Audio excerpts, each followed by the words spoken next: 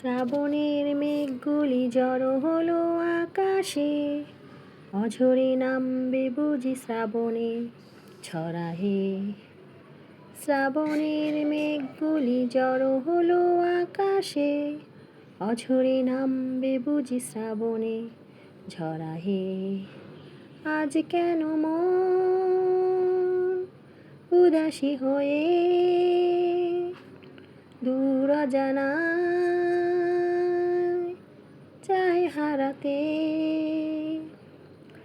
আজ কেন মন উদাসী হয়ে দূর অজানায় চায় হারাতে? শ্রাবণের মেঘগুলি জড়ো হলো আকাশে, অঝরে নামবে বুঝি শ্রাবণে ঝরা হে। শ্রাবণের মেঘগুলি জড়ো হলো আকাশে,